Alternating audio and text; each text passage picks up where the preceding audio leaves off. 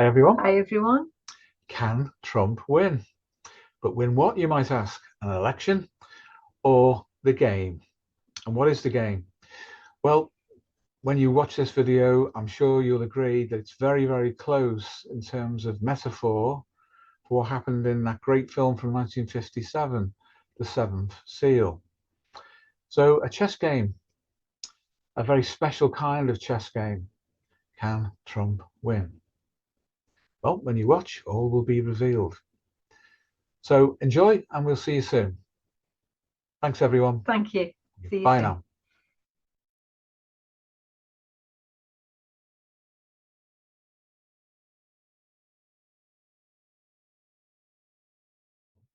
So I think you can see from this, we're carrying on the theme of Trump and the Trickster, at least initially. And we've got the chess game there, and the Harlequin Trickster is there with his own Harlequin chess pieces, playing for the globe of the world. And the notion of the seventh seal, can Trump win the game, the archetype and the man.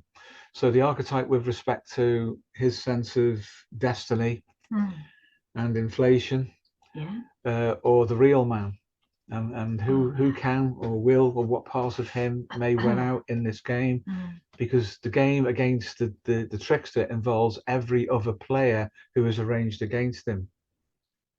How conscious is he of what's going on? Because obviously, from a lot of people's perspective, he's acting in a very strange way. Yeah. An inflated way. Well, it seems to be in contradiction to the reasons why people voted for him in the first place. I mean, before he came into office this time, it seemed that he was fulfilling the archetypal brief for people. I think, to be honest, they voted for him probably on the strength of that. Yeah. And now it's not quite so clear because of events that have happened since then. So yeah, and that's it. It's not clear. I'm putting it into the context, as we were saying off camera earlier, about the homage to the great Swedish director Ingmar Bergman and his movie The Seventh Seal. Then this is potentially an archetypal, in a traditional sense, challenge towards political figures like Donald Trump about, can they take a moral responsibility for something, particularly if they're not actually engaged in a believing sense with what they claim to represent. Now, I'm not saying categorically that Trump doesn't believe in anything other than Donald Trump, but he is suggesting that that is a higher moral authority than even religion, than the law of his own country or international law. Those kinds of statements, in a Jungian sense, are inflationary in the extreme. That means he's out of control by definition from a Jungian perspective. But also from a Jungian perspective, we could say that there's a hermetic, mercurial, tricksterish element that is either leading him or is testing him. And that means, of course, because of the position of power that he occupies, that we're all being tested at this moment. So basically, that's it. That's the title of the video. The Seventh Seal, borrowing from the movie. Can Trump win? The archetype and the man. But of course, in the movie, the protagonist hero doesn't win. He can't. But he's given the opportunity to do one last good deed for others. And as you guys know, of course, that the film is based on a crusader returning home with his squire and companions on a ship which is wrecked in a storm. And he awakens on a beach, and it's only him and his squire who have survived. Everyone else is gone, except for the figure of this cloaked, ashen-faced individual who quite coldly announces himself as deaf. And the protagonist hero, the knight, doesn't seem to believe that he's dead, because he can talk to death, he can see, he can touch the ground, he has his squire with him. And it turns out that this is some kind of a test. And he asks Death if he can have the time within which to do one last good deed. And as you guys, I think, appreciate, that's when he goes to the village and he selects a family, an ordinary young family, husband, wife, and children, and they will be the ones who will escape the plague. But he has to play a game of chess against death. And if he loses, then that means that that young family will die as well. And so will he. He's already been told that he's done, he's finished. But he's also lost his faith. He's lost his religious faith. Everything for him is existential at that moment. So again, I'm not saying that Donald Trump has no religious faith. He purports to have one, but he's elevated his own sense of morality and ethics beyond even that, beyond the law of his own land, international law, and so on. So he's in a very critical phase at the moment. So if not death, then he's certainly playing chess against the trickster. And the trickster can be positive, negative, ambivalent. He moves like Mercury between both of those polarities according to what is being regulated. When an individual personality inflates, it will get regulated. It will allow the inflation, it will augment it, and it will then constrain what a person can do within their inflated state before the regulatory collapse occurs. This is why it's dangerous for a politician to become inflated to that level, because everyone who is connected with him, should he be brought down, will likewise be brought down with him. The whole thing potentially will collapse. And that's what's at stake at the moment. It's the world. So can he win the game? Well, the moral of the story, of course, is that he can't. But what will he do with the time that he has? Ultimately, he will lose. Something else, someone else will replace him individually, but something else in terms of a world order, a reconfiguration of the Pax Americana, which we've enjoyed the benefit of for the past 100 years. Once that collapses, and it probably will, the way things are going at the moment, who or what will replace that? It's going to depend on how he plays the game. And if he's actually in charge of this to any extent at all, or whether he's being led into a catabolic state by this regulatory force that we call the trickster. So that's the opening card on that one. Would anybody like to comment or offer suggestions? Is that Neve? Yeah, hiya, Neve. The minute I saw that image, I just saw Brzezinski, you know, the grand chessboard, the book about the geopolitical and foreign policies of America. No, I've not seen that. I'm not familiar with that book, Neve. Okay, well, he was an advisor in America as well. And he wrote this book, and he kind of anticipated about Ukraine and all. Oh, wow. So, yeah, that was the once I saw that image, that's what I was thinking in my head. Patterns within patterns, fields within fields. Thank you for that. Perhaps if you could let us have the reference to that at some point, that would be really good. Yeah, okay, sure. Thank you. Anybody else like to comment on this at this stage? Bob, you're unmuted. Yeah, just making sure.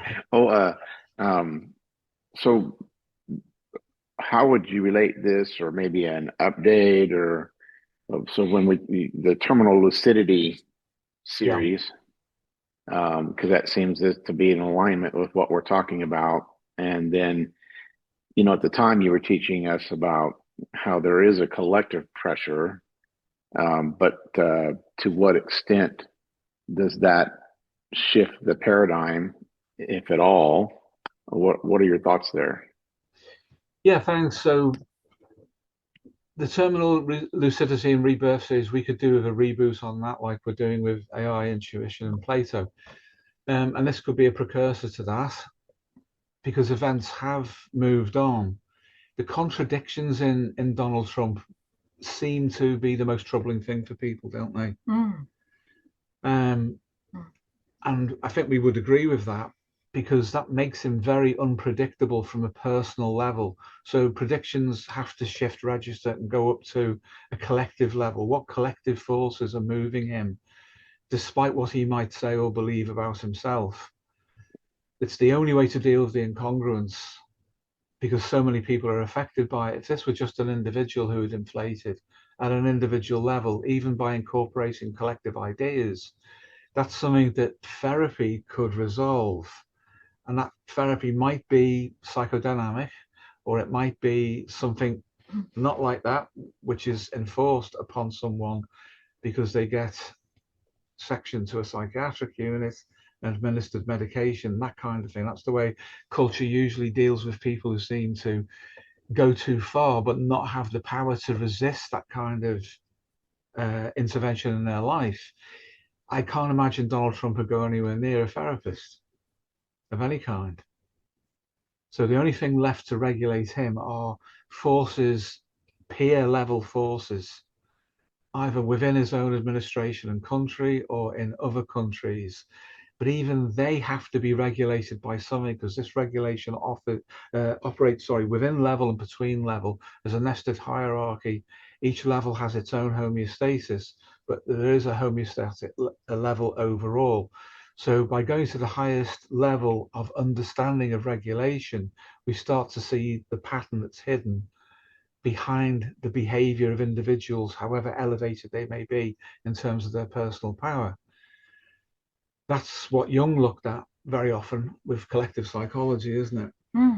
Well, it'd be a very different chess game if he didn't have the power that he has. Yeah. As you say, in everyday life with sort of ordinary common human suffering, most people just they can't make the kind of metaphorical moves on the chessboard that somebody like Trump can. And as we've said before, to all intents and purposes, he's not expressing openly any kind of degree of suffering in the way that No. Any other normal human being might do. There doesn't, certainly from the outside, doesn't appear to be any internal conflict within him about how he is literally playing the game. Yeah. So I guess that suggests somebody, however he's configured morally, whatever his relationship to his own value set, he certainly seems to be in sync with that. Yeah. He doesn't appear to be conflicted personally about the way he's playing the game or the kind of political moves that he's making on the sort of the world stage, as it were. So he's been invested, hasn't he, by the people. He's been gifted power by the people to do the right thing. Yeah. And by his own value set, he probably believes he is doing the right things. But I think we're seeing a very different Trump to the Trump that we saw before he came into office. I think it was far easier to see the archetype. Yeah. Uncontaminated, as instantiated in him as somebody who could, rescue America really, and get it back on a proper footing on the world stage. But now we seem to be seeing more of the man coming through, and I think that's the contradiction. People are actually seeing the split in him, whereas before they only really saw the instantiation of the archetype, and that's a problem, isn't it? Yeah. Because how do you then relate to him? I mean, none of us know him personally, so we can only ever relate to the representation of him anyway. Yeah, so this is like a man of personality, really, isn't it, at this point? So he's, like Jung said of, dare I say, it's Hitler, and I'm not making a direct comparison there, that he's become a collective noun. The name Donald W. Trump is now a collective noun. It's not just for the GOP. It's for anyone who has put any kind of faith in him anywhere in the world. So there's been a loss of individual identity, an identification with the collective, and inflation up to that level. So whatever is regulating world events would have accommodated the anticipation of that, inflation, the utilization of him, but then calling him to account at some point, because that's what inevitably happens. And he's not a young man. No. So he must be aware of that, even if part of him wants to think he's going to go on forever. Am I right to say he's one of the oldest sitting I American think he is presidents the that oldest. America has had, or the oldest Yeah, even? Yeah, I think he yeah, is. Yeah, yeah. So that in and of itself is significant, isn't it? it is. It must be. It's an interesting point you made, Pauline, about he seems to be like you were saying, there's no conflict. It doesn't seem, and I thought, well, isn't that interesting? I hadn't really thought about this before, but um, you normally when you see some sort of defense mechanism because there's a conflict that's unresolved, but maybe isn't that the nature of inflation itself? Because it's unimpeded impetus of libido, unchecked. This is why ultimately there will be a check in the back in the end here because there has to be a correction. Yeah. But maybe that's what is so frightening about inflation because it is unimpeded. Yeah. Yes, it possibly. is. Yes. I think, correct me if I'm wrong, because you probably remember this as well, but I don't know whether it was in a press conference where somebody, I think it was one of the female journalists that asked him, did he ever get bored? Do you remember that? I don't remember at all? that specifically. No, no. and his response to that was, I never get bored. And I can kind of well believe that. There's something about his energy which is just the driving force behind it is such that it's almost like it's hard to believe he would ever run out of steam. Mm-hmm. I mean, we know there are other forces in operation, of course we do, including the challenges here from the Trickster that will most likely regulate him at some point. But from his own perspective, his own drive pressure, which of course he's brought from the business world, even more from a political background, seems to be the thing that is driving the whole operation. Because he's not your conventional politician, really, is he either? No, he brings that with him. He does to the game. Yeah. And he'll be well used to this kind of game playing or taking risks, taking gambits on things because of his business background. So we have, I think when we think about him, we have to take the whole field of the man on board, where he's come from as well, what his background is, why he might play the game in the way that he does, because it seems to be that what he does is really quite unique to him. I'm not saying other politicians don't play games or don't make moves or things like that, but it's the type of game, isn't it? You've got that orthodox game theory, which a lot of people would apply to this. Someone like Brett Weinstein would probably do that because he's very much into that notion. But what we're suggesting is there's another level of game altogether going on, and it depends how aware we are of those different levels and each of them forming part of that wider field that interact. The chess game for us is a really good metaphor or analogy because of the platonic element to it, which is not obvious probably unless you are a chess player, for example, although it's easy enough to see because the ideas themselves are relatively simple, but they're also fundamental. For example, chess is often said to be a mathematical game, but you don't have to have a conscious ability in any sense with mathematics in order to be able to play it. And when you play it, mathematics emerges out of the game itself. The relationships, the mathematical relationships, are part of the process of playing the game, but you don't need to know that.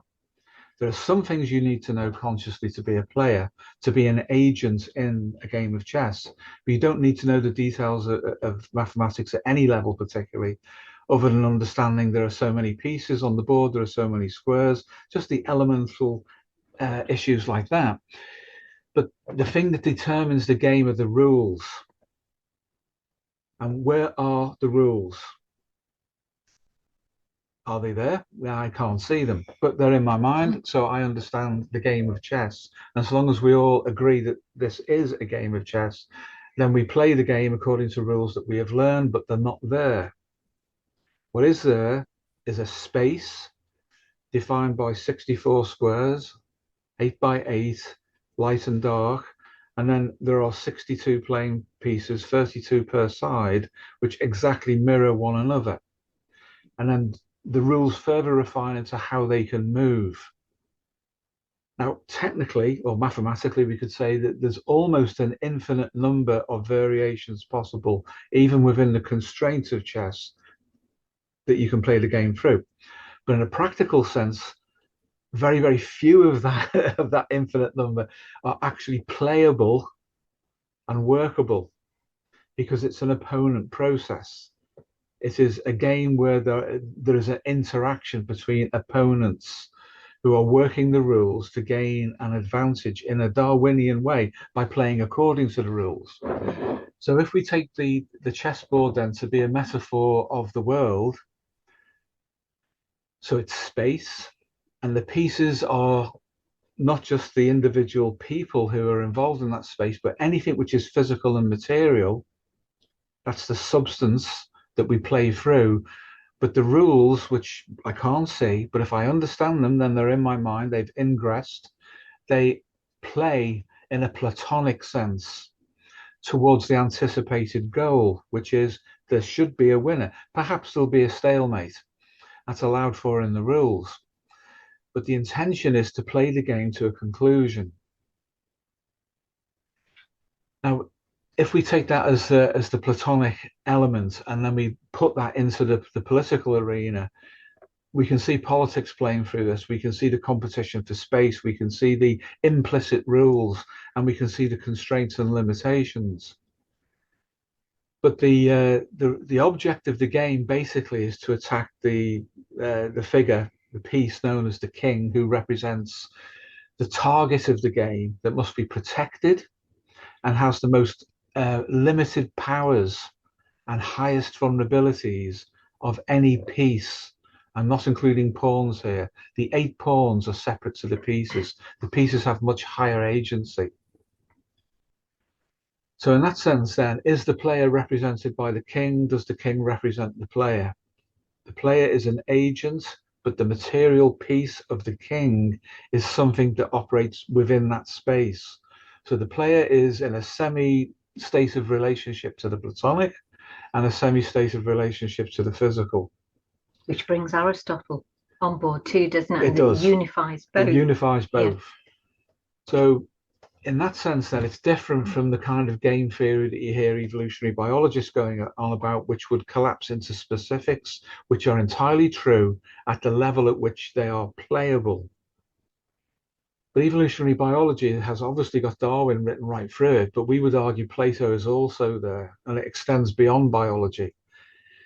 And the whole purpose of existence is going to be rooted within the Platonic. The game itself is Plato instantiated through Aristotle in a Greek philosophical sense. So can Trump play the game at that level, not just at the level of being a politician or a businessman or wherever it might be, but is he the agent of a Platonic field correction? Or is he the victim of it? And has he been moved into a position where he will fail because everything else is stacked against him? And he may have been pulled into the game by the figure opposite him, which we would reify in a representational Jungian sense as being the trickster. That hermetic process that brings about regulation and change would have been involved in all of the processes that have led to Donald Trump's election and all of his life up to this point where he finds himself in the position that he is in. And that then makes sense in the wider Platonic chess game about how things interact and are brought to a conclusion.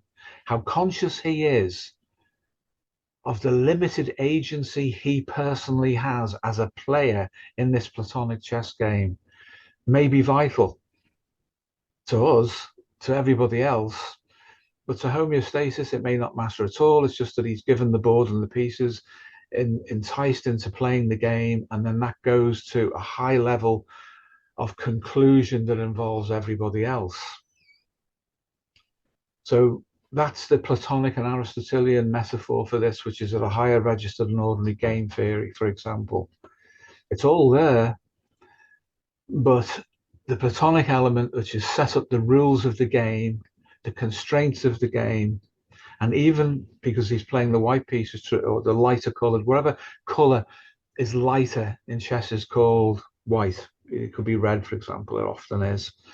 But in that sense, they make the first move. So he's being allowed to make the first move in the game.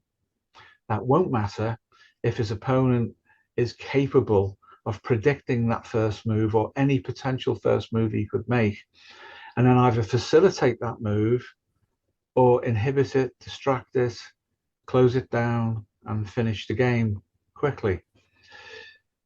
So that's why we thought this is a much better metaphor, and particularly when we get into the movie and there's the seventh seal, and what happens with the game of chess, and the morality and the level of consciousness and insight which is fought for by a crusading Christian knight who has lost his faith and is faced with the potential end of everything he knew beyond himself because of the plague, and also his own life and the inevitability of death. That is to say, the completion of the game. What would he do? What did he do? What might Donald Trump do when faced with something similar? Hence the archetype and the man. The archetype is a fiction insofar as no individual should ever inflate to the point where they identify with an archetype and then lose their individuality. Because if they lose their individuality, they lose their morality with it. Everything gets elevated through the Freud-Adler-Jung equation. And we know what will likely happen at some point for such a person. But very often people who are in that state are oblivious to consequences. They are in effect possessed. I say in effect because I mean that in a Jungian metaphorical sense rather than a literal one, but they are metaphorically possessed by the drive to represent that which is instantiating into them, that is downloading into them from the Platonic field, because they've made the vessel of their own life ready to receive it. So there's some self-selection in this for Trump, and that will be concealed behind his power drive, the Adlerian power drive. So Freud seeks Adler, Adler conceals Freud, and then he finds himself playing chess like this for the world. And of course, if we accept the Aristotelian element to this, then the end is present at the beginning, literally as Trump is playing his first move. The end is already there. So it's just that we don't know what that is yet. But that completion point will come. Because it already exists at the beginning. It does. It does. That teleological sense. And that's a great reminder for any of us who may be reflexive that our own agency is constrained. There are so many things acting upon us. You know, this idea of free will, it can only ever be provisional, because only a deity, a monotheistic deity of unlimited and unconstrained power and sentience could ever have free will in the absolute sense. And it's arguable that if free will is constrained at any level, then we don't have it. How can you have freedom that's not free? And how can you have intentionality in the form of will if we're not in charge or command of that which is directing us from within, whether they be complexes, or it be the genome or whatever? Free will is constrained, it's largely illusory, and it's subject to regulation beyond our control. Now that's part of the message of that film. He was offered a degree of free will to see what he would do with it. And he did what he could within the constraints of his character and his development. He was a Christian who'd lost his faith and saw nothing but oblivion waiting for him and the meaninglessness of life. But he still wanted to do something that would allow life to continue for other people. And in that, he defied death. And he defied death by playing the game to hold him off, to distract him. So there's a lot there for the process of individuation, to challenges on what we believe in, to challenges on inflation, on having a proper ego. And it's scale invariant because in an ordinary life this plays out as well, doesn't it? Yeah, I was thinking there are parallels here between what you're describing and also, for example, the story of the Greek fates in Greek mythology. Because within that story, the suggestion is that to some extent we can't control the circumstances into which we are born, the manner of our birth, or even to some extent the circumstances and manner of our death, but we can control the portion of time in between. And that's the significance of the message really in the story of the fates, is that it is down to every one of us how we craft our own individual life.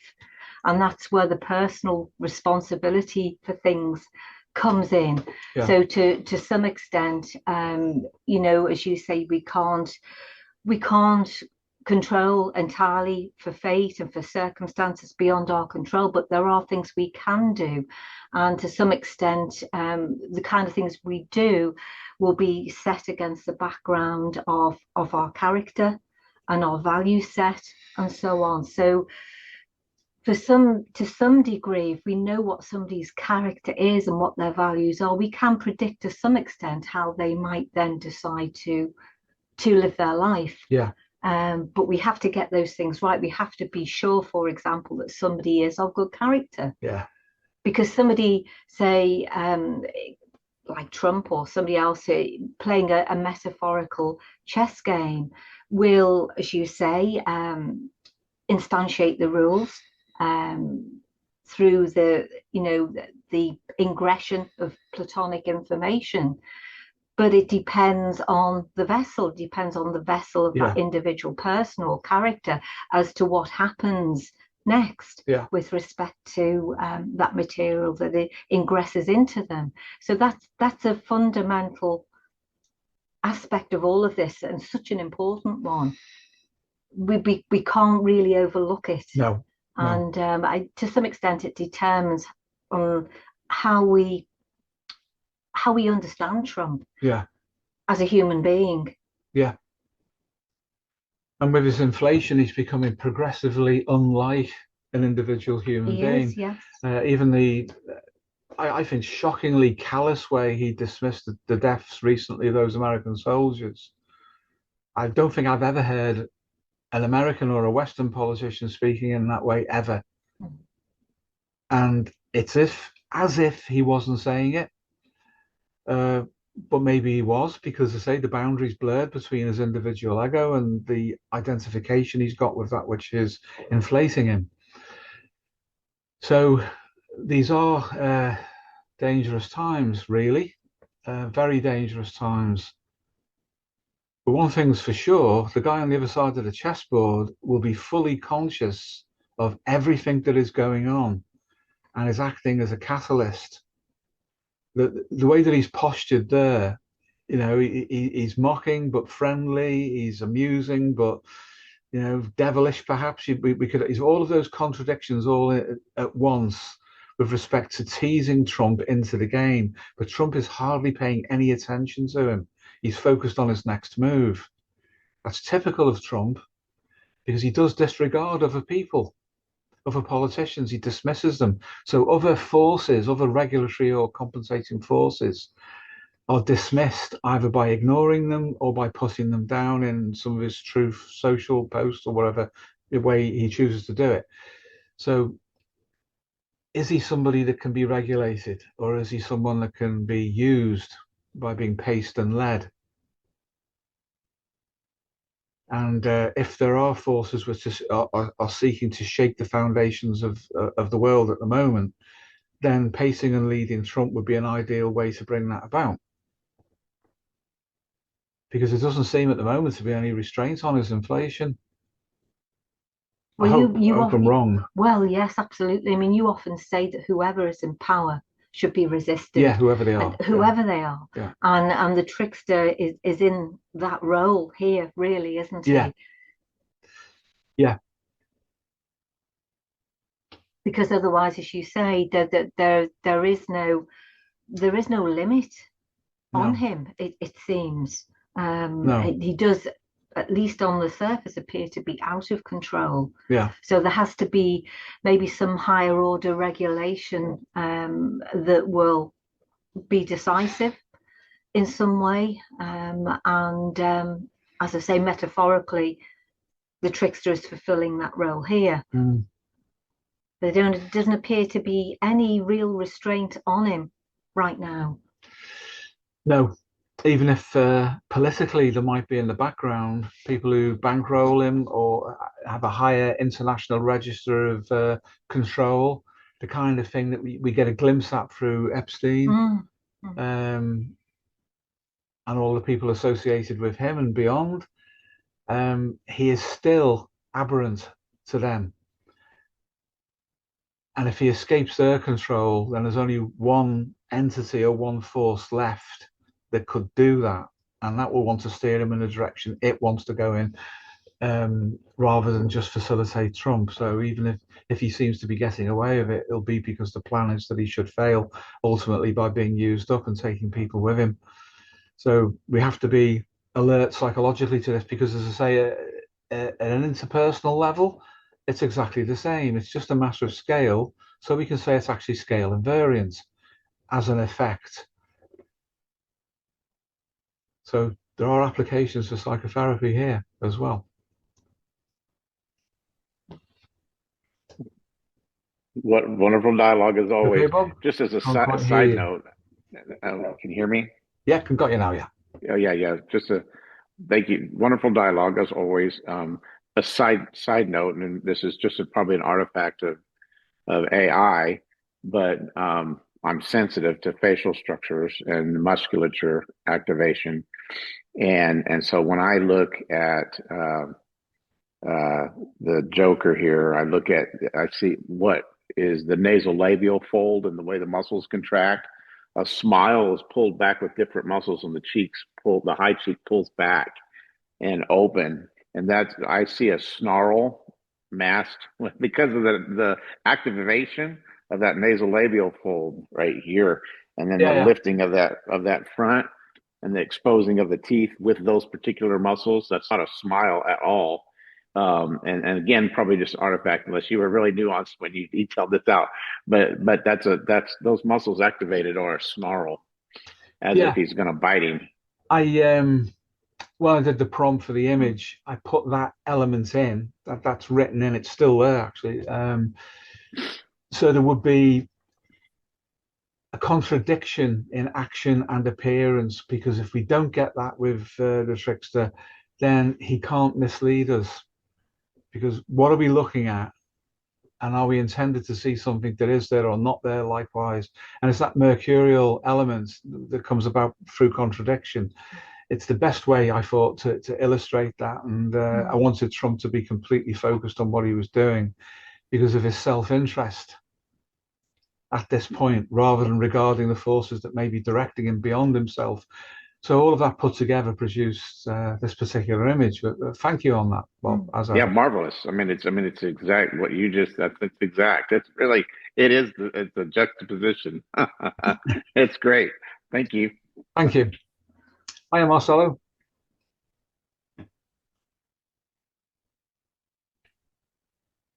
Oh, hello. Hi. Okay. Yeah. Can you hear me? Yeah. Yes, loud and clear. Great. I would like to offer some elements, because this topic in particular, to me, it's very difficult to kind of follow you and think about in these abstract terms. You talked about regulatory elements. I would like to offer maybe 3 situations, one in the social level, one in the psychological level, and one in the physiological, right? The first one will be, I think, it's known that Geopolitically, America is now considered like the declining potency, declining power, and China like the rising power. And the thing from Venezuela up to here to Iran, it's consistent with a strategy of securing oil for the USA at the same time that disrupting the provision of oil to China. This kind of shifts historically never happens without a Great War. The Great War, the only time that kind of did was between Great Britain and the USA. There wasn't a fight between them, as you well know, but First World War and Second World War was like the thing that consolidated this shift. This is like, to me, one of the main thing that structures or regulates Trump's action geopolitically, even internally to some extent. The second element will be physiological. I'm not a doctor, but there are some, I consider, fundamental claims that he has frontotemporal dementia, and some people say it supported by how he stands and pattern of speeches and some things that, again, I don't know, but it seems likely, which also will, adding all the pressure he is by the position he is in, will kind of debilitate his ego strength to resist the inflation of such a position and experience. And the third thing, which I know very little about, but I've seen some things that are strange, is like this kind of religious branch of Christianity that goes around in his cabinet. Those photos with when a lot of people like put their hands on others and put their hands on him. And there are some reports of high-ranking officials quoting the Bible to their subordinates about this war starting being like the the apocalypse version of, well, we are fighting the final war to the coming of Christ. So there seems to be in that end a lot of like pressure to interpret whatever is happening in a religious mode, where they believe it, that you said he's not precisely religious, whether they believe it or no, that the whole environment kind of goes through there, it kind of leads you in the direction of maybe not, you said, being such a games theory, pragmatical type game, and more likely, I don't know, some Platonic elements that maybe lead you somewhere else at the end. Yeah, thank you. The way that we look at it, because we take a field perspective, is that from the highest level of the field, all of the other possible interactive and representational levels are always there. So we can settle into any of them and look at that perspective, but not be trapped there, because there is an extension of representation, interaction, and effect going on simultaneously. In other words, the field is always a superposition phenomenon. And whatever collapses into any of those levels is a contraction of the field overall. And some people will focus on some things and some on others. But if we take a field perspective, we should, in theory, be able to see all of them interacting. So the religious element is absolutely important, because that's an inflating representation that if enough people follow that, then their mind is off every other level that is not that. and they can be directed by that, by whatever force that is conducting the overall regulation of a situation. And as we've said recently, we've discussed how situations or scenarios collectively have an understanding embedded within them that we all, if we're not careful, will start to agree with. And that can happen in a relationship, a two-person relationship, within a family, within a workplace, and then all the way up. And at every level, all of the different distributions that can branch off from that particular level can all be affected collectively through the effects of the field that we all sense is there. And some of us will then say, no, I don't like this situation or this scenario. I disagree with it. I'm standing outside of it. Other people, they feel the drive state that is representing the pressure from the situation to guide them in a way or in a direction which apparently we could say at one level that the situation itself is conscious of and is moving us towards. That's an unusual perspective for most people to take if they've only ever understood their own consciousness subjectively. They think that they direct their own life. But meta instincts are all about scenarios. Even when individuals act, they act within a scenario. The drive they feel to complete the scenario, which Jungians might call an archetype, is such that they lose some of their individuality by identification with an understanding of the scenario. So they extend into, it's an extended mind phenomenon. They go into that representational field, they're appropriated to it, and then they act. A lot of military people do this under extreme pressure through acts of extraordinary courage. Perhaps not a lot, but because extraordinary means beyond the call of duty, doesn't it? That's the definition of it. But there's so many acts of courage and heroism that are never recorded and are never rewarded through Medal of Honor, Victoria Cross, wherever it might be. But the understanding of the scenario, of the situation, pulls people to act. When they don't understand the situation, they tend not to act. They are dissociated from it. So there's a tendency to move towards collective representations, and then the field of that influences everyone. That includes the religious element. But I would say the religious element is actually also simultaneously superpositioned with biological drives at a purely Darwinian and adaptive level. Yeah.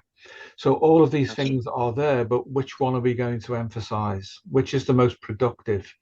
We shouldn't discredit any of them because we close part of our field of awareness down. But we need to know where most of the energy is reachable. It's difficult to affect the biology of an entire group, a nation, but you can affect the psychology directly and then secondarily affect the biology, which will move to meet the psychology and confirm it through internal representations, which can be hormonal, and it can also be through platonic imagery, which appears in a religious way. So you can see situations are conscious, and they are conscious fields, and we get appropriated to it. So what I totally agree with what you say. Our perspective is that it's a field, it's a nested field, and individual consciousness can only be increased when we know that that's the case, and that we can make an observation and try to come to a conclusion about what we should do based on our capacity to gain insight within our conscious mind of that extended mind and field. But people like Donald Trump, they seem to be completely taken over in any functional sense. You know, Hitler, I'm not comparing him except as a character, but in terms of infodynamics, they were both motivated by a similar valency of drive, self-belief, sense of destiny, everything that Jung called a manner personality. Transpersonal in the sense that the ego has been reduced in order to identify with the collective. And the collective is a scenario, and the scenario contains instincts. and instincts relate to the genome, and both of them relate to platonic intentionality. But we still see homeostasis. Otherwise, there would be no order within the disorder. What appears to be chaotic now is still ordered. If we can be conscious of that, that's a big step. And we are, all of us, we will all have an intuition. Literally, something is arranging and organizing all of this. Can I make a prediction about it? It's intuition that will give you the prediction, not learning. And the intuition will come through instinct, and it will then manifest as a feeling. Then we have to try and turn that into a cognition, so we can keep hold of the insight that we've got and build a model of understanding that we can refer to without going back into the emotion or trying to find the intuition, which may have gone. It turns up, it gives its impression, and it's gone. It's mercurial. Ordinary intuition is mercurial. So it's all about how conscious are we in interpreting. I have a... Yeah, please go ahead. Sorry. No, I have a... It's very interesting when you said, very good for my understanding. I have a question, which is, you said two things about, situations having their own consciousness. Yeah. And also, when you are in a situation, if you are not careful, you end up agreeing to it, and that there is a drive of the scenario to complete itself. The archetype to complete itself. So, when my question is, what is like in terms of consciousness, the desirable outcome? Because you have to some extent kind of like have your own perspective about the situation and not being flooded by the different levels of pressures. But how do you model when you have reached an understanding that is not like superseded by outside? Because I'm thinking right now when you talk that to some extent for that to happen, your own internal representation has to have the representation of the different levels of pressure of that situation happening. Because if you don't acknowledge them, kind of go under and consolidate without you knowing fully. Yeah, thank you for that. That's a very helpful question. We need to develop a relationship to things that we normally receive unconsciously, even though they are representations of consciousness, by which I mean the metaqualia. And the most important one is going to be intuition, more than anything, because that's the one that we usually have the least conscious relationship to, but at the same time, it is the highest bandwidth of information and understanding. So we need to be able to, not in a superstitious way, but in a way that simply receives intuition. Cognition, if we deploy that too soon, will just collapse into itself and make an abstraction out of us. It will take us out of the context, which means immediately we don't feel anything because everything's turned into an idea. But firstly, it should be intuition, and then some kind of internal imagistic representation that will pair itself with the intuition, and it will then couple itself, perhaps not linear, but all at the same time, couple itself with an affect, which confirms the image, and the image is the representation of the intuition, and then we can have a thought about it. And that's the important thing, is to be as relational as is possible to how our consciousness configures. But the most important one is a healthy relationship to intuition, because that delivers the most understanding. Or the most meaning. And the most meaning. Yes. Thank you for that correction, because within our context anyway, we talk about cognition as delivering understanding, but meaning is delivered through intuition, and it is then experienced as an image in whatever form representationally, but it's confirmed by an emotion. And then when we understand that, it's a cognitive step that we've taken away from the other three, but it means that we can take hold of it, put it in working memory, then put it in the accessible long-term memory that we can recall, and then we don't have to go through this process again. I can make a virtual model of it. That's cognition used properly. But if cognition steps into a situation which involves things it cannot understand without turning everything else into itself, that's bad. That's when you see an abstract individual who's cut off from reality, but it is completely taken up with the impression of what it is to be rational. Meanwhile, the people who are adapted to intuition just get on with it and solve the problem. People who have the right feeling are in connection with their instincts. People who detect through the senses externally or by receiving an internal impression, they're already ahead of the game. The thinker's too slow because they're too preoccupied with cognition, which then, when it doesn't work, splits into opposites and generates neurosis. So this is a way of avoiding being neurotic, is having a natural mind and putting cognition in its functional place with respect to everything else. That follows an evolutionary and ontological trajectory, and that is pretty much the best way. Once you learn to work with intuition, you can see the patterns and you can work with them. You can receive them by working with them. And then different layers and modalities of consciousness represent themselves. Now, that doesn't mean you have to blindly believe in intuition, but you should allow yourself to be informed by it, and by the emotion, by the instinct, and by the representational images on the inside, and by the circumstances in the immediate moment you observe through your external senses. That's all important. You know, don't allow thinking to make too many decisions for you. Yes.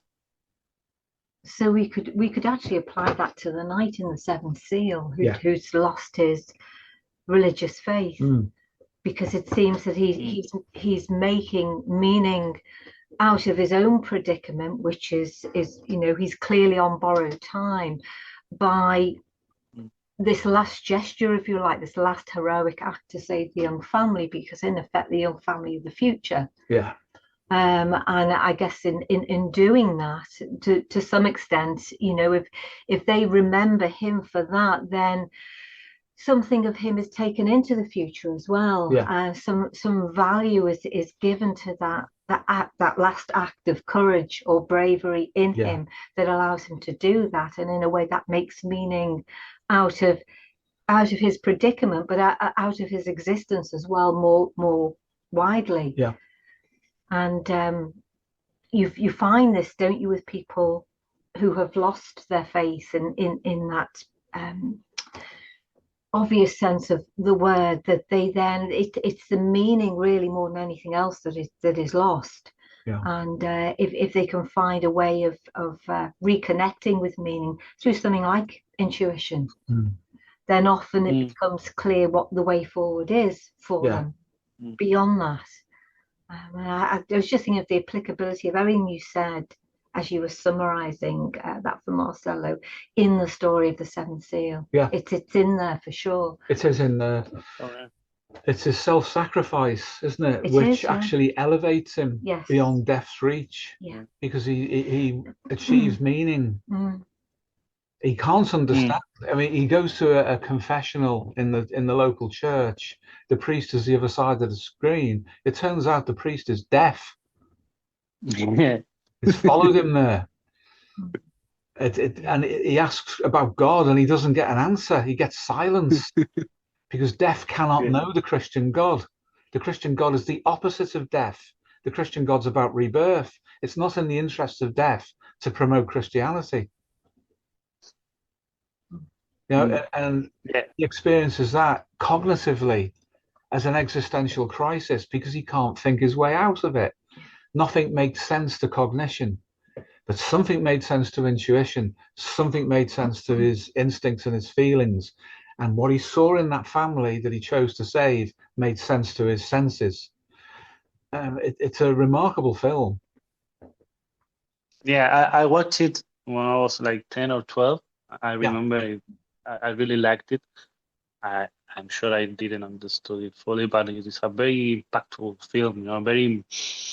I watched it with my two younger brothers, and we were all like super. You know, it's a slow film. It's not like a fast, but it was so captivating. I mean, we were all like. I mean, just the image for a young boy of someone playing chess with death. No, it's great. I should watch it again. It's very, an very excellent film. powerful. Thank you very much. Marcelo. Thank you. Thank you. So moving on then, the next card is pretty much the same. So the first card we saw will be the thumbnail, and the conversation we've just had could equally have been around this. So let's move on again. Now here we've got the Donald in his Oval Office with his moral compass, which is huge, as is appropriate, because it's his, in the sense that he's identified with it and appropriated it to himself. So in that sense, when he contemplates it, there's no room in his sight for anything else. That's all he can see is the golden glow, even if the room is dark, of his own moral complex, I nearly said there, didn't I? Compass, as it has been built by him through internal projection, and where it's been met by a deep structure complex, which then guides him into, this is the suggestion that might be latent here, a little bit of hope for his understanding of meta instincts, and then the Jungian archetypal role of fulfilling a role that may include self-sacrifice. And some of that self-sacrifice might be that his persona is misinterpreted by other people. And you get this in a lot of myths where, and even Jung did it to Joe Wheelwright, warned him, said, you go back to America. He went to get his diploma off Jung in the garden at Kusnat, and Jung was behind, you probably know the story, behind the newspaper. And Wheelwright said he ran up to him like a puppy, expecting to be told how wonderful he was. And he wasn't told that at all. He was talked at and about from behind the newspaper. And Jung hands him his diploma, and all he would say is, Wheelwright, if you go back to America and everybody loves you, it'll be a disaster. Goodbye, Wheelwright. And he lifted the newspaper back up, and that was it. But he was warned. And you get that same motif appearing where people make progress and find that they're disliked by other people because they've taken an extra step. And we have to learn sometimes that being isolated is the important thing, and not to solicit praise or attention from anybody. We have to earn something, and then not in a narcissistic way go around looking for everybody to say we're wonderful.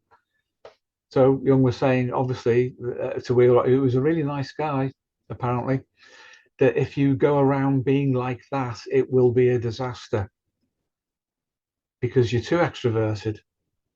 Your feeling is going out to too many people. You're not actually receiving them because you're emitting this as a field around you.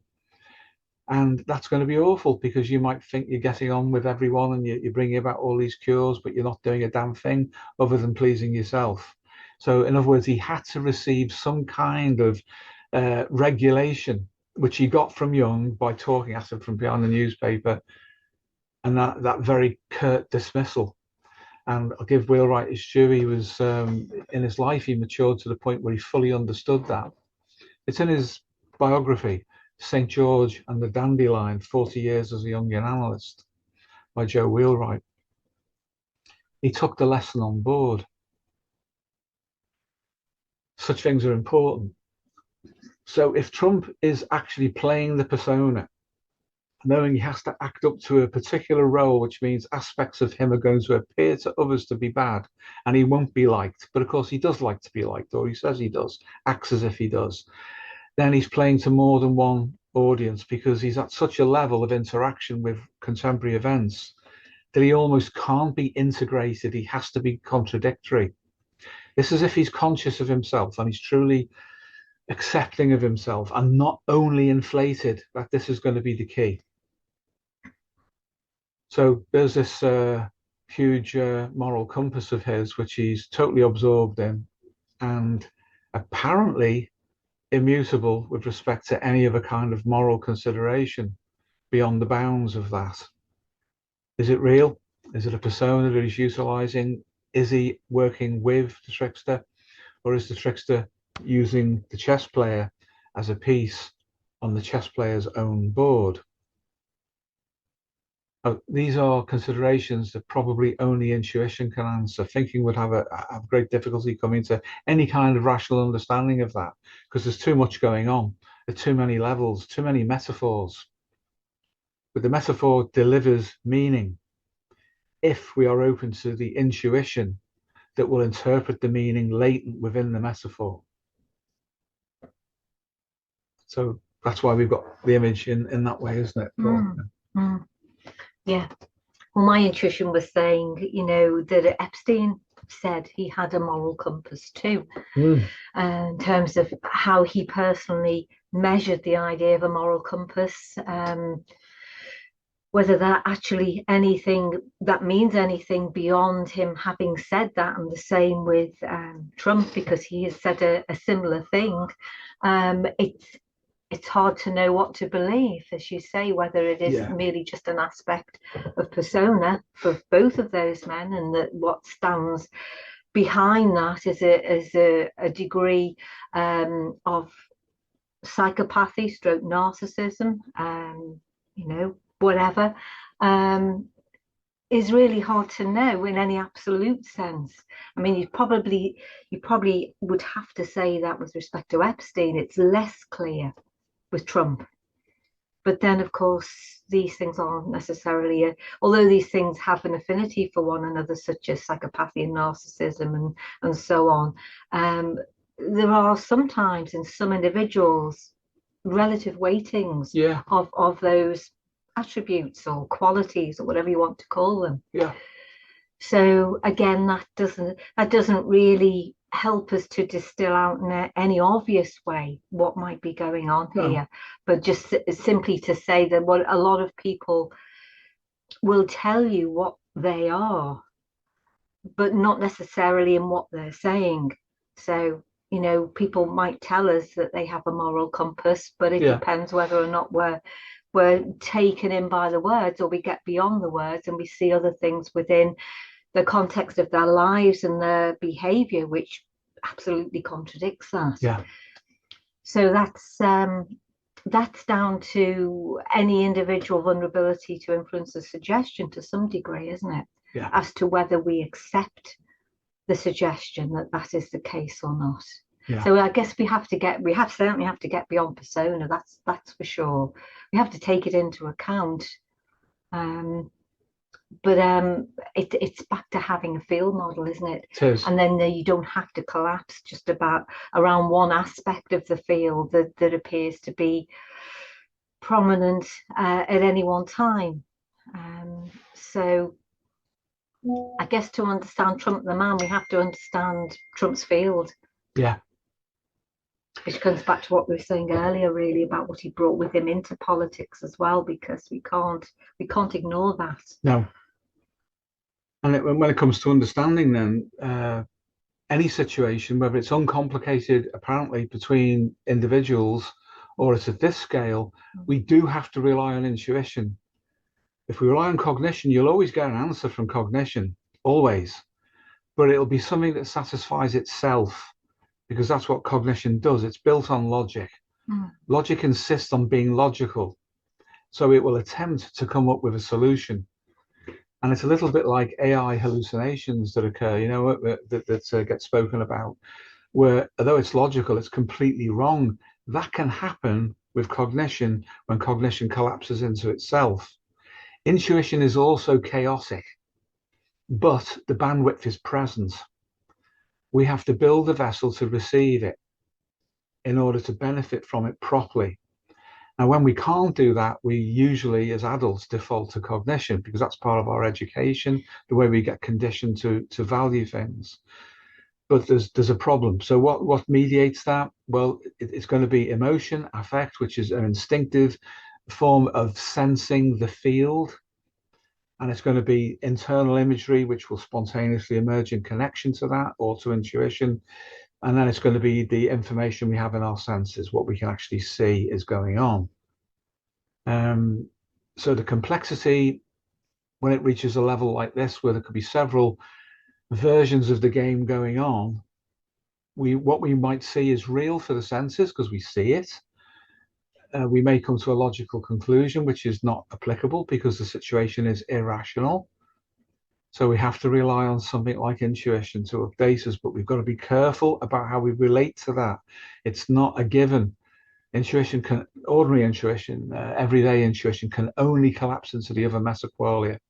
To get beyond that, what we have to do is to build an understanding and acceptance of and a relationship to meta-intuition, which is consciousness of the field that the field has of itself before it collapses into subjective representation. That is subjective intuition.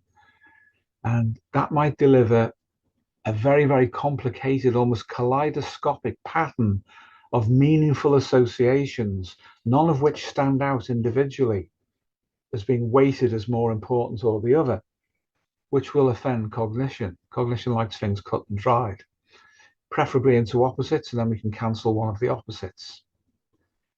Feeling, though, will understand that more efficiently and more adaptively. Sensing will just give us a representation that we may have to work with and get beyond. But if we can receive that complexity, then we get the best chance that we can have of understanding what's going on. So that would be important here in interpreting what this is moral compass might be. Right, so Virgil, go ahead, Virgil. You're back. You disappeared. You had your hand up and then it went. Yeah, no, I was thinking about this. I was thinking about this just a minute ago, and not again then. I'm kind of wondering in people's psychology that we really like the idea that somebody is in charge, probably very much coming from when you have your father within the cave. Yeah. And certainly we're aware that, like in the last picture, that it's Trump moving the chess pieces there as well. But we also get it certainly said a lot, like in regards to Epstein class and everything else, that somebody else is pulling the strings. But again, then we're kind of under the impression that there is somebody else pulling the strings rather than a collective sort of operation of people acting in individual interests, which is actually they're all pulling each other's strings to whatever extent that they can do within the scenario. Yeah. So I guess we really like the idea that somebody's in charge and that we can ask them to, direct things in directions that were more favorable. But then you get a more realization that there's a scenario there that it's. But I guess we don't like the idea that there's a platonic field that has a trickster element to it that's operating on it that feels kind of out of our control. And we always do like the idea that there is somebody in control. And I think we're kind of, when there's a lot of talk when you're talking about Trump and Western leaders in general, that there is a strong sense that there is something else in control. And then if you go back into that, then you're getting into another situation where you're feeling that there isn't a control. I'm kind of wondering from a human psychology perspective that maybe some of the tribal knowledge that you would have learned as a man, that maybe is that you aren't in control, that there are forces outside of that. And I guess those platonic ingression forces, without we don't like to acknowledge them.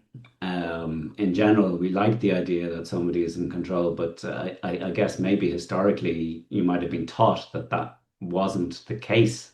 You might have been more open to the idea that there are these platonic elements ingressing into things that are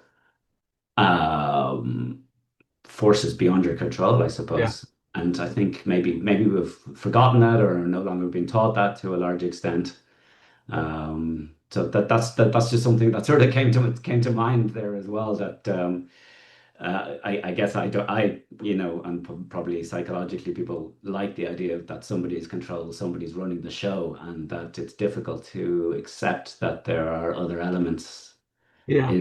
in play, particularly elements like the trickster, which are so mercurial that it's a little disturbing, I suppose, to us, that it's difficult to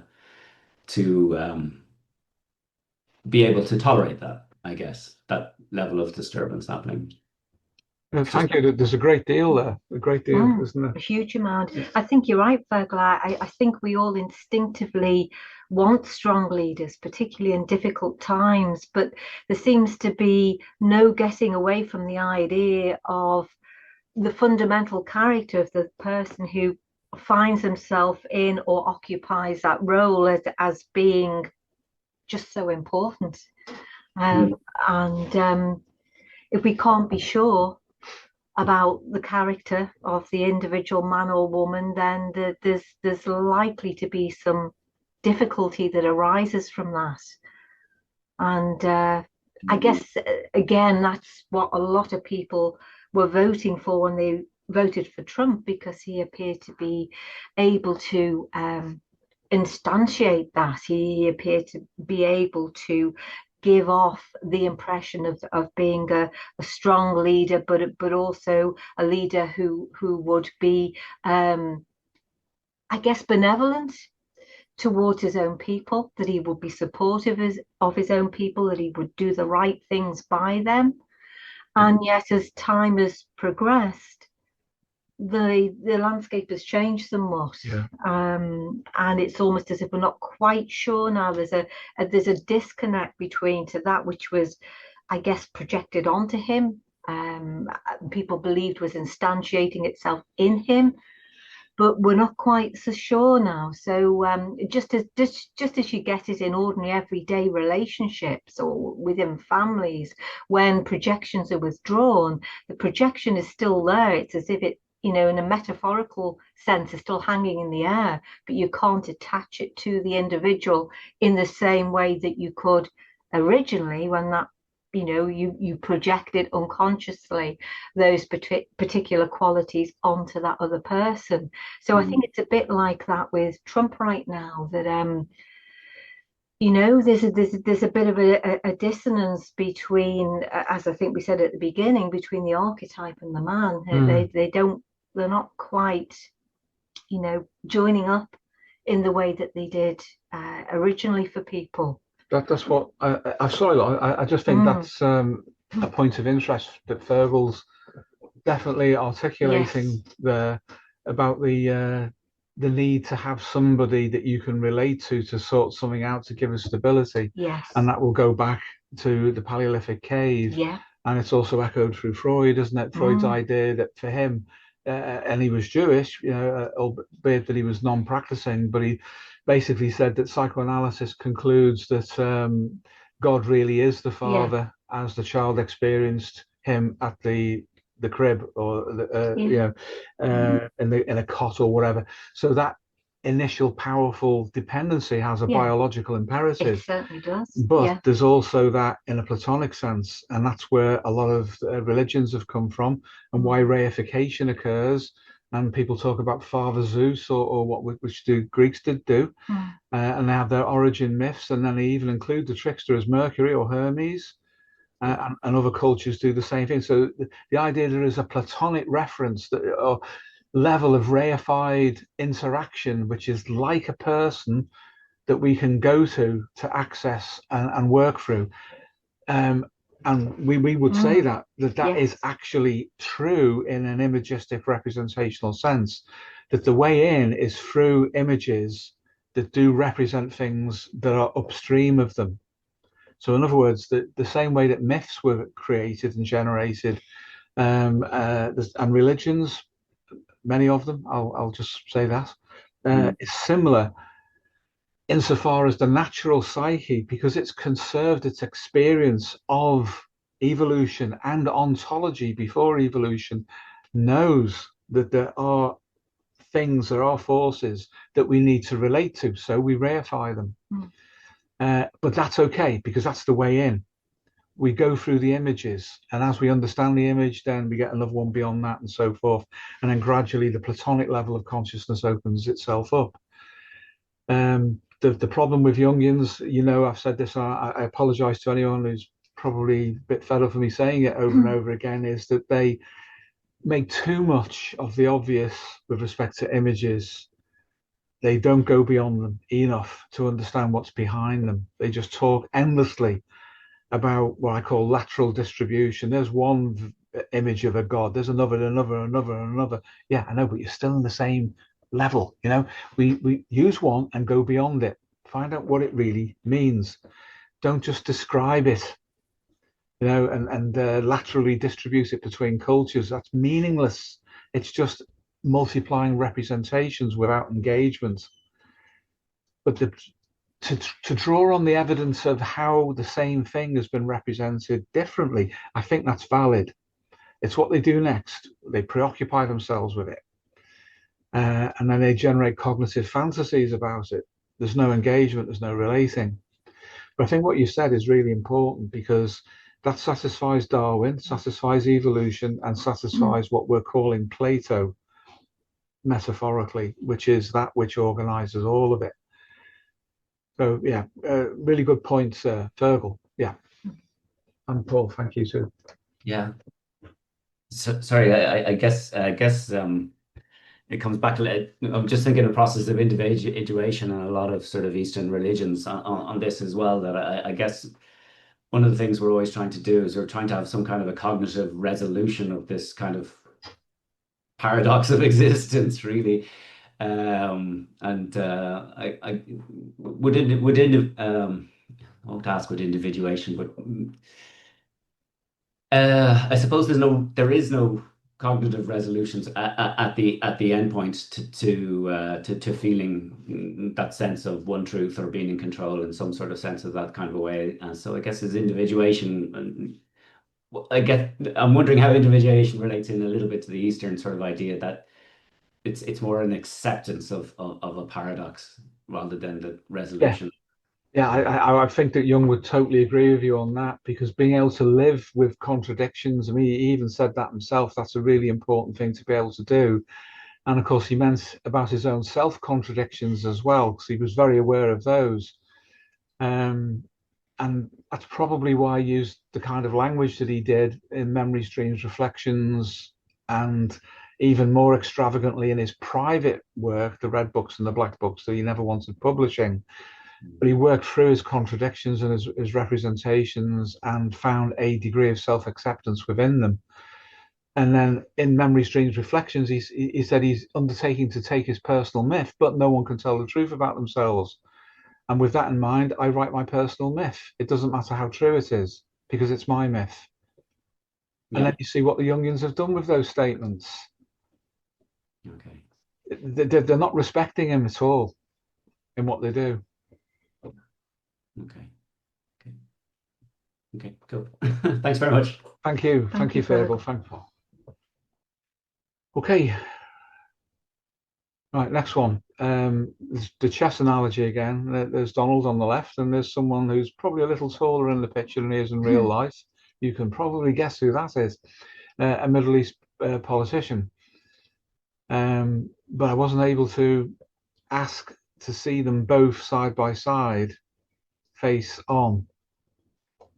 It was declined by the guardrails of the program that we used to generate the image, because it was too controversial in a political sense. But they said we can show you them from behind.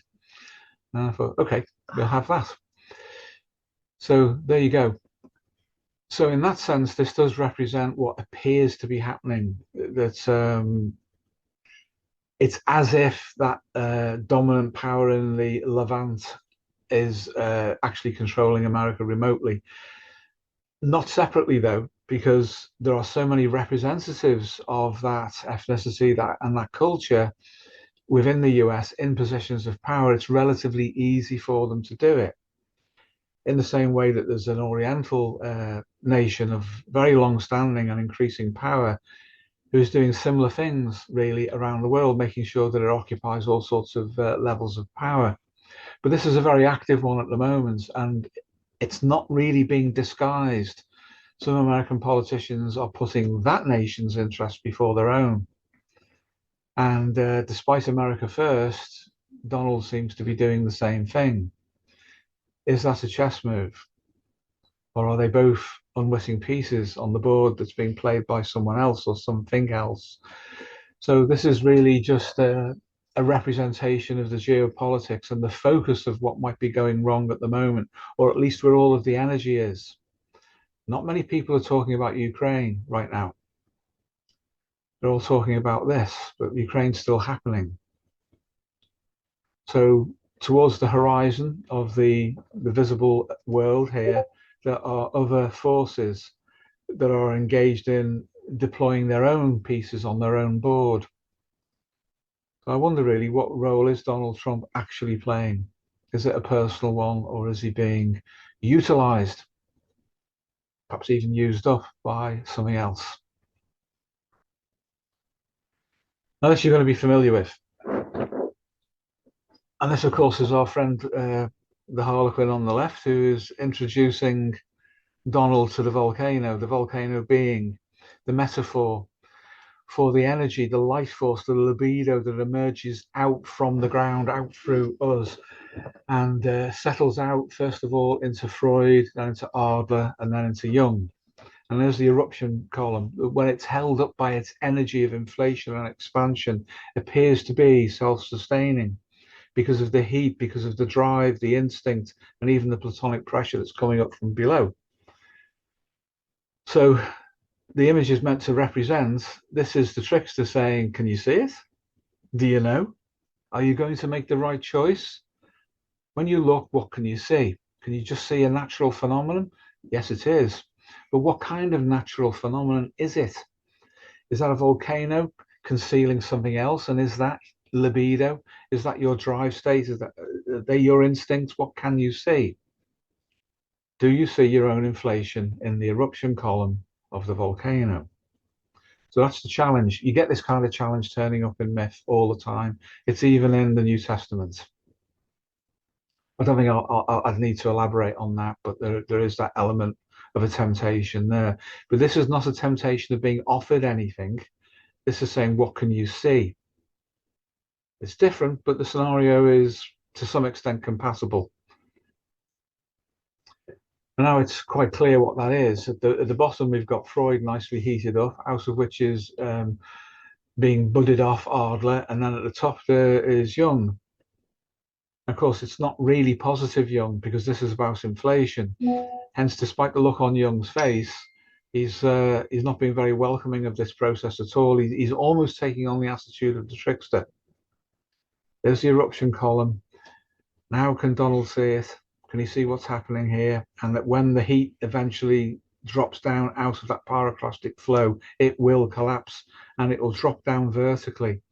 The inflated level that Jung occupies in a religious, elevated sense. This is the negative Freud-Adler-Jung equation, not literal, a metaphor. It will pass down through Adler, and Adler will increase in intensity in order to hang on to the inflation at the religious level.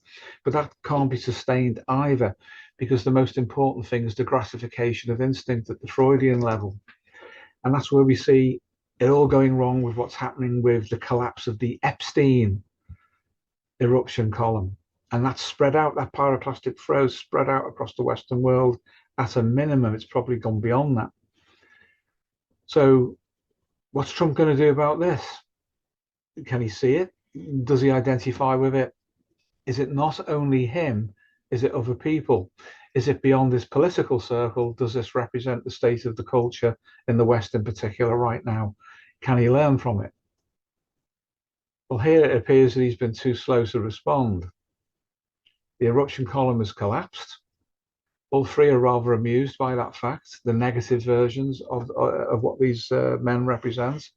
And the trickster's really amused, because he would be, because part of his role is to bring about what you were talking about, Paul, what we might otherwise think of as being the fates. The action of the fates is the end result of what the trickster will deliver in the life of an individual or a culture. You'll get several chances to change and to correct. And if you don't, then the energy of a person or a culture's soul is borrowed by the trickster to mock it at the point of its own collapse and destruction. Hence the trickster's very amused. If I can just say so, it reminds me too of what happened in Pompeii, because apparently a lot of Pompeians were still going about their everyday business, even though they could see the eruption column. And they were obviously in danger. A lot of them were still just going about their daily activities, almost in a dissociated way. And I think there's an analogy there to some extent with how some of the collective, anyway, is responding to what's happening on the world stage. It's as if they're just sleepwalking into a situation that they have no part in, because they're not engaged with this in any way, shape or form. And of course we all know what happened in Pompeii. So yeah, so it just reminded me of that as well. It's a very strong analogy. It's not only the power structures, but it's also ordinary people largely as well, because they get distracted by that which is meant to distract them. And of course, if you misdirect instincts, you control huge swathes of people, because instincts as meta instincts represent the scenarios we were talking about earlier, which have a consciousness all of their own. And when people buy into that, they contribute to the consciousness and the interpretation of the situation that is controlling them. So intuition is the only way out of this, because it's the only thing that's going to offer you alternatives to whatever scenario you find yourself in at a personal or a collective level.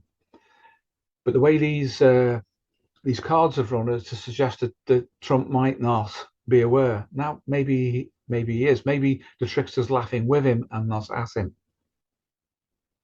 How do we know that? How do we figure that out? It's a challenge for all of us. Moving on. Right, now we go back to basically the film The Seventh Seal, when we have our knight playing chess with death. And here we are in the representational world, both of Jung's archetypes and his meta instincts. It's as if this has stepped in right now to say this is another angle on the process that we've been observing. So intuition might provide this as a representation. We make an observation, and then intuition says, it's like that film. Do you remember? Do you understand? Can you interpret? What do you do with the information representationally within a film that was made 69 years ago? It's there, it's still there. You can access, you can enter into the field of it, and then you can test what's latent within that against the situation we're in now, and see what we can make of it. So there's our knight. He should have died, should have drowned. He didn't, but he didn't cheat death either. He's now trying to cheat death by playing the game against him. Now we move on.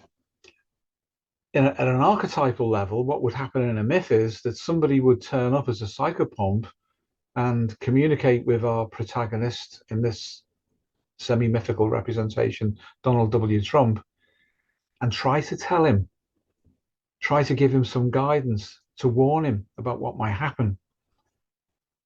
How open would our protagonist in this dreamlike mythic version of contemporary events, Donald Trump, how would he respond to that if something popped up out of the collective unconscious and said, there is something you need to know? There is a story that you've been written into that you haven't yet understood. Would he be too proud? Would he turn the psychopomp away? How would the psychopomp draw him in? How about if he was to say, you're a communicator. You need to communicate to people. You do that really well. What you communicate will influence millions, maybe even billions of people. What would you say to my people?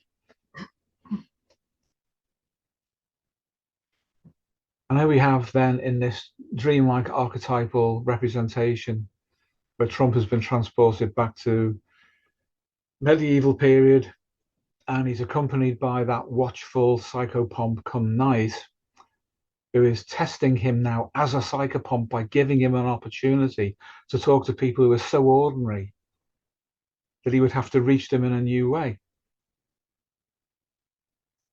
Can the Donald pull the card out from his sleeve again, the ace of spades, whoever it might be, or the joker, in order to regulate the situation? He's being watched very carefully. Well, it seems the people of that period didn't buy it.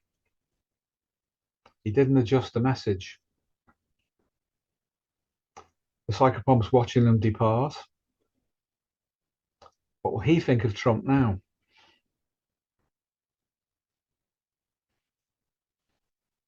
Well, now Trump finds himself on the beach where the psychopomp knight was washed up. He's gesturing off towards where death is, waiting at the chessboard, with the implication, would you like to replace me? There's a moral challenge for you. Can you do that? Can you make a self-sacrifice that involves your own end rather than other people's? Can you do something against forces which are so powerful they will overwhelm the world? Can you make the ultimate sacrifice? Will you play the game? And what will the Donald do? Well, it seems that's open to interpretation. But the psychopomp now is pointing out to the viewer and saying, what will you do? Even if you're in an existential crisis, desperation, despair, lack of faith, when everything appears to be collapsing around you, do you have it in you to do this? Will you play chess with death to buy time for others, to make a self-sacrifice for your culture and for your people, or will you give in? Because that's the kind of Jungian hero archetypal challenge which really is being asked at a deep level of, in particular, the young generation. Although this guy here is not a young man. He's been through a lot. He's been through a lot enough to give up on all of his beliefs, to feel fear, isolation, and despair, but still find something within him to be able to say that I will do this. I will meet this challenge on behalf of other people. Then there's the death, and then there's the rebirth. In the Jungian view of things, that's what would follow. But this guy doesn't know that. He's lost his faith. He doesn't believe in the Christian God. He doesn't believe in anything. He's nihilistic, except for this one thing: he will make a karmic sacrifice on behalf of others. That spirit would be enough to mobilize people to get through the times now, because they won't be looking for personal salvation. They'll be looking in it to say, I need to help to save others. And if enough people feel that, then the energy of the field will flip in favor of homeostasis and not of catabolism. So this is the final card, and the finger points. Who will take up the challenge? Will Donald actually get up off the beach and stand in for him? I wonder. And the suggestion is that the sun is setting. The time is short, yeah. Yeah. He does, in the movie, he does lose the game.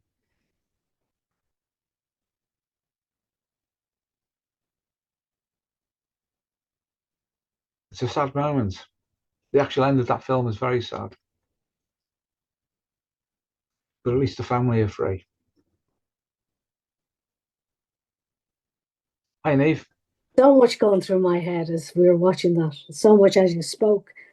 I think Donald has set up his family that they will continue his legacy. I definitely think with Baron Trump. Good point. He's very silent. He's very reserved. He's been groomed by the mother and both Donald, I would say. And I would also say that the daughter might be at some stage involved as well, Ivanka. So she seems to have gone to the sideline, but I'd say she'll come back into focus at some stage. That's a really good point. Well, I think they're excellent intuitions. Yeah, fabulous. Yeah. and I think we should give them more full consideration, because it would be easy to just stop with the idea of Trump. You know, in the literal sense too, because obviously he's getting on in years, and the chances are that this will be his last term in office, and so there will inevitably, as you rightly say, be a handover. I mean, this must have been prepared for behind the scenes. There must have been conversations about this kind of thing. So that's the finger pointing to the future, isn't it? And that's, you know, your intuition about what might happen has brought that into consideration now, and extended what we can understand right now about what might happen. And that's the value of intuition again. Yeah. Well, as well, with his narcissism, are his children an extension of him? Are they individual, and he's guiding them each in an individual way? Is another consideration.